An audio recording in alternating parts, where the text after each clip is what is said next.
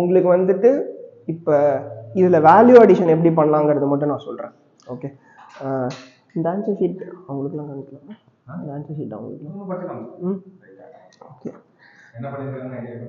Okay. C question என்னன்னா, what is your opinion regarding the breakfast you had in this morning. Okay, but what she has written is அவங்க என்னென்ன சாப்பிட்டாங்க, அதில் என்னென்ன nutrients இருக்குது, so அதனுடைய டேஸ்ட் எப்படி இருக்குது, இந்த மாதிரி எல்லா ஆஸ்பெக்ட்ஸுமே கவர் பண்ணி எழுதிட்டாங்க. ஓகேவா? So this answer is completely fine. இதில் வேல்யூ அடிஷனாக என்ன பண்ணலாம்? சி இப்போ இன்ட்ரோடக்ஷன்னா, see what is your opinion regarding the breakfast you had in this morning. Okay, இப்போ ஜென்ரலாக நீங்கள் வேல்யூ அடிஷனாக பண்ணணும்னா பிரேக்ஃபாஸ்ட் ரிலேட்டடாக கரண்ட் அஃபேர்ஸில் ஏதாவது பேசியிருக்காங்களா, அது பற்றி ஏதாவது டேட்டா வந்திருக்கா, பிரேக்ஃபாஸ்ட்டை ஸ்கிப் பண்ணால் உங்களுடைய ஸோ காக்னிட்டிவ் எபிலிட்டிஸ் வந்துட்டு குறையும் அப்படின்னு ஏதாவது ரிசர்ச் சொல்லியிருக்காங்களா, அதை இன்ட்ரோடக்ஷனில் கோட் பண்ணிவிட்டு அதுக்கப்புறமா நீங்கள் பாடி பார்ட்டில் உங்களுடைய இதை பற்றி எழுதிடலாம். நீங்கள் டு பி ப்ரிசைஸ் என்ன எழுதலாம்னா, WHO படி ஒரு நாளைக்கு வந்துட்டு 1600 கேலரிஸ் ஒரு நாள் எடுத்துக்கணும், அதில் பிரேக்ஃபாஸ்ட்டில் நம்ம இவ்வளோ கேலரிஸ் எடுத்துக்கலாம் அப்படிங்கிறது வேல்யூ அடிஷனாக கொடுக்கலாம். ஓகேவா?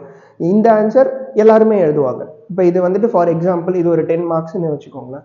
உங்களுக்கு வந்துட்டு இதுக்கு 4 மார்க்ஸ் கிடைக்குது, 5 தான் ஃபுல் மார்க்ஸ். ஓகே, உங்களுக்கு 4 கிடைக்குதுன்னா இப்போ நீங்கள் இந்த டேட்டா இந்த கரண்ட் அஃபேர்ஸோட லிங்க் பண்ணி எழுதுனீங்கன்னா சே 4.5 to 5 மார்க்ஸ் கிடைக்கும். ஆனால் ஒரு கொஷினில் 0.5 to 1 மார்க். பட் 20 கொஷின்ஸ்ன்னு பார்த்தா நீங்கள் 20 கொஷினுக்கும் அப்படி கொடுக்க முடியாது. பட் 10 கொஷின்ஸ்னு பார்ப்போம். 10 கொஷின்ஸ் பார்த்தா 10 மார்க் எக்ஸ்ட்ரா வரும். 10 marks will play major role in your selection. ஓகேவா? ஸோ அதனால் ஃபஸ்ட்டு நமக்கு இந்த ஸ்ட்ரக்சர் வரணும். After that will work on value addition. Actually ரொம்ப ரிலவெண்ட்டாகவே எழுதியிருக்கீங்க. ஓகே, ஸோ நம்ம இப்போ என்னென்னலாம் பார்த்துருக்கோம்? Okay okay okay, comprehensive learning, note making, answer writing. Okay, ரீசெண்டாக சொன்னது மட்டும் சத்தமாக சொல்கிறீங்க. Okay, answer writing. Okay okay okay, இதெல்லாம் பண்ணிட்டோம். ஆஃப்டர் தட் பிளான் பண்ணியாச்சு, படித்தாச்சு, எல்லாமே பண்ணியாச்சு. After that revision. எஸ், ஆப்வியஸாக பிளான்லேயே நம்ம ரிவிஷனை இன்க்ளூட் பண்ணிட்டோம். ஓகே, அதுக்கப்புறம் will have to consolidate the notes எல்லாத்தையும் கன்சாலிடேட் பண்ணும். எனக்கு ரைட்டிங் ப்ராக்டிஸ் வந்துருச்சு, எல்லாமே எவ்ரிதிங் இஸ் ஃபைன். பட் நான் அங்கங்கே தனித்தனியாக படித்து வச்சுருக்கேன். எல்லாத்தையும் கன்சாலிடேட் பண்ணி வச்சுக்கணும். That is very very important. Okay, consolidation இல்லைன்னா அகெயின் இந்த லிங்கிங் இஷ்யூ வரும். You cannot link from.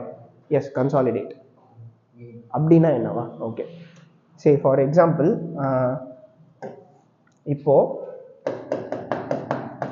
Elections அப்படிங்கிற டாப்பிக்கில் மாடல் கோட் ஆஃப் கண்டக்ட் அப்படின்னு ஒரு விஷயம் படிக்கிறீங்க. ஸ்டாட்டிக்காக ஒரு விஷயம் படித்து உங்கள் புக்கில் இருக்கு. ஓகே,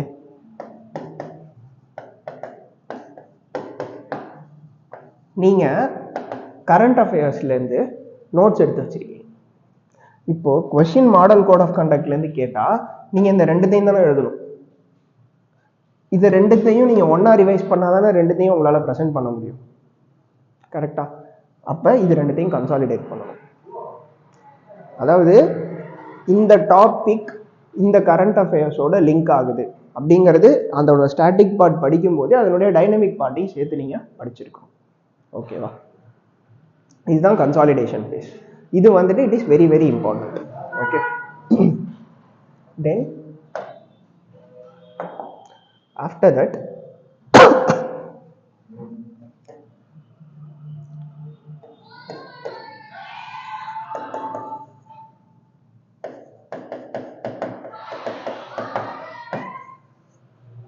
ஓகே, முக்கியமான விஷயம், நீங்கள் இது வந்துட்டு மேரத்தான் மாதிரி போக போகிறோம். ஓகே, உங்களுடைய ரெகுலர் இதில் வந்துட்டு physical activities must be included. Either நீங்கள் வாக்கிங் போகலாம், you go for jog, walk or anything. Okay, முக்கியமான விஷயம் அட்லீஸ்ட் 1 hour ஆகுது டெய்லி ஃபிசிக்கல் ஆக்டிவிட்டி ஏதாவது ஒன்று வச்சுக்கோ, so that your mind will be clear. Okay, கடைசியாக அதுக்காக எக்ஸாம் 2 நாள் இருக்கிறதுக்கு முன்னாடி நான் விளாண்டுட்டு தான் வருவேன் அப்படி பண்ண தேவையில்லை. ஏன்னா இது நீங்கள் லாங் டேர்ம் ப்ராசஸ் அப்படிங்கிறதால நான் எல்லாத்தையுமே காம்ப்ரமைஸ் பண்ணிட்டு நான் 1 மாதமாக எந்த ரிலாக்ஸேஷனும் எனக்கு கிடையாது, நான் வந்துட்டு ஸ்ட்ரிக்டாக படிக்க மட்டும்தான் போகிறேன் அப்படின்னு உட்காந்துருந்தீங்கன்னா it will be very very difficult. So உங்களுடைய ரெகுலர் ரிலாக்ஸேஷன் ஆக்டிவிட்டிஸ் எல்லாமே வச்சுக்கோங்க, ப்ரொவைடட் உங்களுடைய ஸ்டடீஸ் அதை அஃபெக்ட் பண்ணக்கூடாது. ஓகேவா? ஸோ வீக்லி ஒன்ஸ் பிரேக் எடுத்துக்கோங்க, வீக்லி ஒன்ஸ் பிரேக் எடுத்துக்கோங்க. அந்த மாதிரி சின்ன சின்ன ஆஸ்பெக்ட்ஸ் பண்ணிக்கலாம். Okay, since it is a long term process, you have to endure for longer term. Correct? அதனால that is very very important. Okay, தென்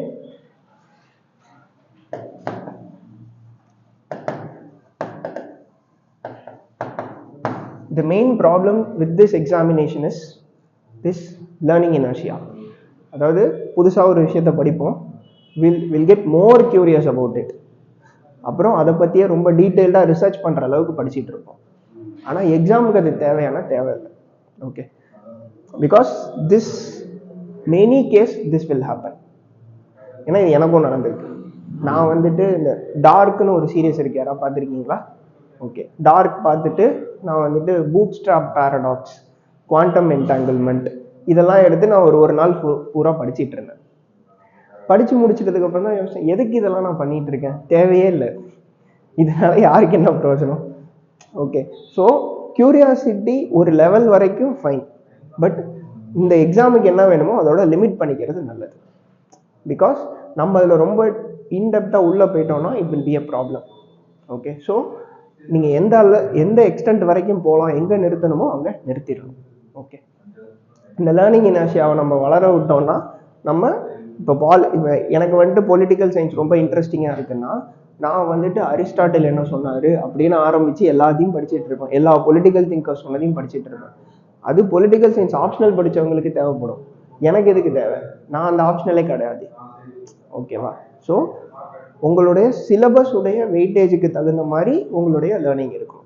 ஓகேவா? ஸோ அதனால this is very very important. இன்னொரு விஷயம், engage on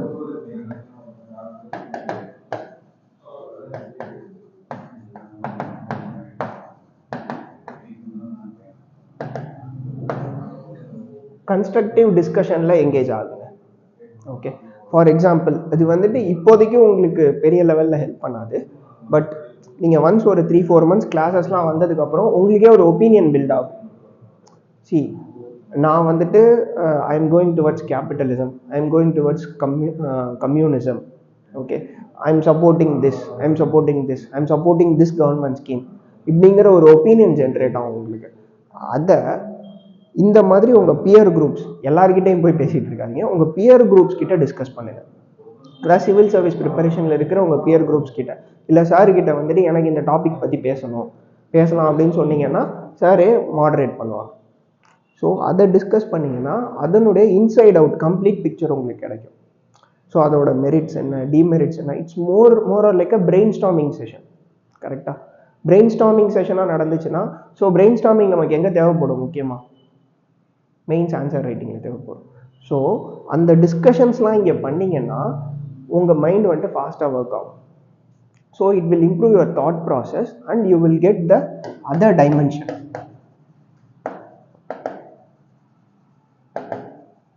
okay, say for example இப்போ வந்துட்டு space செக்டருக்கு government spend பண்ணுறது கரெக்டாக இல்லையா, இது மாதிரி ஒரு டாபிக். ஓகேவா? ஸோ கரெக்டாக இல்லையா அப்படின்னு இங்கே நம்ம டிஸ்கஸ் பண்ணோன்னா, கண்ட்ரியில் வந்துட்டு ஆல்மோஸ்ட் வந்துட்டு ஒரு 40 million people 100 million people பாவர்ட்டியில் இருக்காங்க.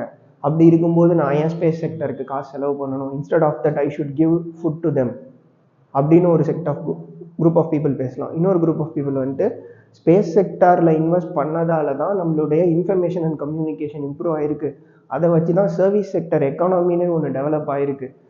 ஸ்பேஸ் செக்டர்னு ஒன்று இல்லைன்னா ஃபர்ஸ்ட் ஆஃப் ஆல் டிசாஸ்டர் நீங்கள் எப்படி ப்ரெடிக்ட் பண்ணுவீங்க?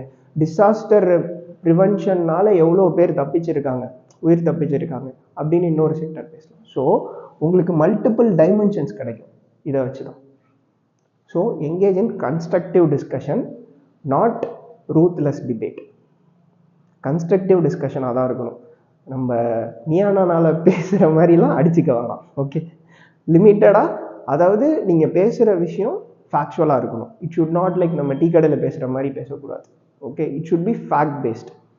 இன்னொரு விஷயம், உங்களுடைய ஒப்பீனியன்ஸ் வந்துட்டு பேஸ்ட் ஆன் ஃபேக்ட்ஸாக தான் இருக்கும், not based on your emotions.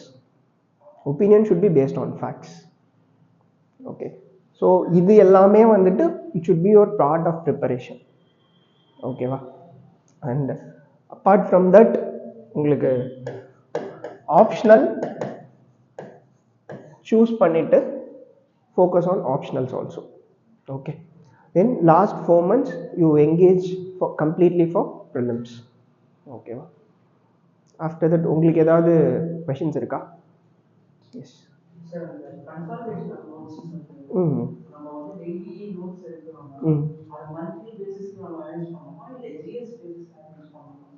Monthly பேசிஸில் பண்ணுறதுல என்னன்னா, உங்களுக்கு வந்துட்டு இப்போது கண்டினியூஷன் உங்களுக்கு கிடைக்காது. மந்த்லி பேசிஸில் பண்ணிங்கன்னா கண்டினியூஷன் இன் த சென்ஸ், இப்போ இந்த மாதத்தில் இது நடந்திருக்கு, அடுத்த மாதத்தில் இன்னொரு விஷயம் நடக்கும், அந்த கண்டினியூஷன் கிடைக்குமே தவிர அந்த டாபிக்குடைய கம்ப்ளீட் பிக்சர் கிடைக்காது.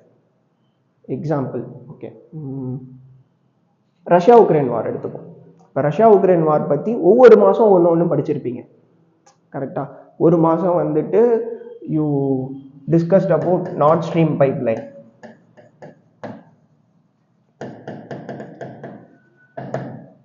ஒரு மாதம் நார்த் ஸ்ட்ரீம் பைப்லைன் பற்றி படிச்சிருப்பீங்க. ஒரு மாதம் வந்துட்டு you discuss about Minsk accords. ஒரு மாதம் வந்துட்டு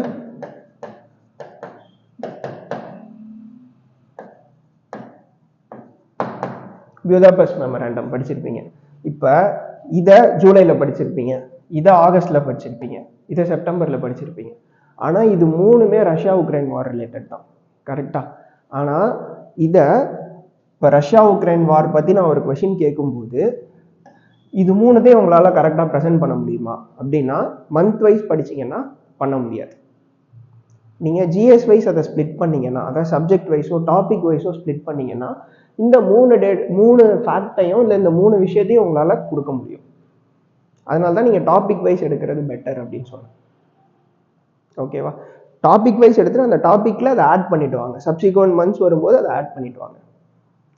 அகெயின் டெய்லி நோட்ஸ் எடுக்கிறதுங்கிறது ஆப்வியஸாக நீங்கள் மந்த்லி மேகசின்ஸ் படிக்க போகிறீங்க, கரெக்டாக?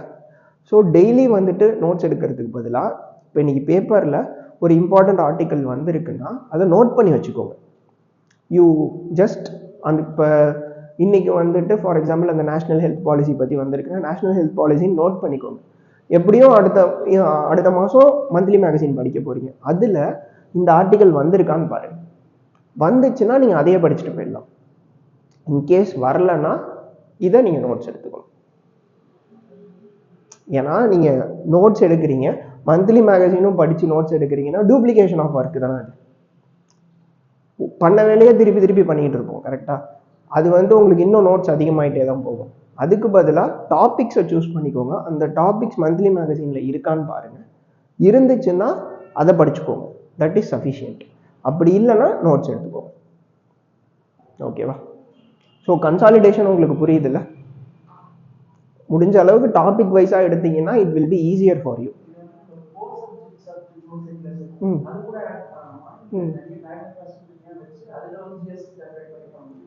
எஸ், அதில் தான் நான் கன்சாலிடேஷன் சொல்ல வர்றது. என்னன்னா நீங்கள் கோர் சப்ஜெக்ட்ஸோடு அதை சேர்த்து வச்சுக்கிறது நல்லது. ஏன்னா நீங்கள் ரிவைஸ் பண்ணும்போது நான் வந்துட்டு கரண்ட் அஃபேர்ஸ் தனியாக ரிவைஸ் பண்ணுறேன், ஜிஎஸ் தனியாக ரிவைஸ் பண்ணுறேன் அப்படின்னு இல்லாமல் மொத்தமாக சேர்த்து படிச்சிருவீங்க. இப்போ நான் எலெக்ஷன் பற்றி படிக்கும்போது எலெக்ஷன் பற்றின கரண்ட் அஃபேர்ஸும் ஃபுல்லாக படிச்சிருப்பீங்க, ஸ்டாட்டிக் பார்ட்டும் படிச்சிருப்பீங்க. ஸோ உங்களுக்கு ஒரு கம்ப்ளீட் பிக்சர் கிடச்சிடும். ஸோ எலெக்ஷன் பற்றி இன் அண்ட் அவுட் எப்படி கேட்டாலும் உங்களால் ஆன்சர் பண்ண முடியும். ஓகேவா? ஸோ அதனால தான் அப்படி சொன்னேன். ட்ரை பண்ணி பாருங்கள், I think it will work. Okay, வேறு ஏதாவது டவுட்ஸ் இருக்கா? கொஷின்ஸ் கொடுத்தா எழுதுவீங்களா? அப்போது பிரேக்ஃபாஸ்ட் எழுதிட்டீங்க, லஞ்ச் என்ன சாப்பிட போகிறீங்கன்னு எழுதுங்க அடுத்து. இல்லை ஓகே, வேறு ஏதாவது கொஷின்ஸ் கொடுக்கணுமா? தேங்க்யூ.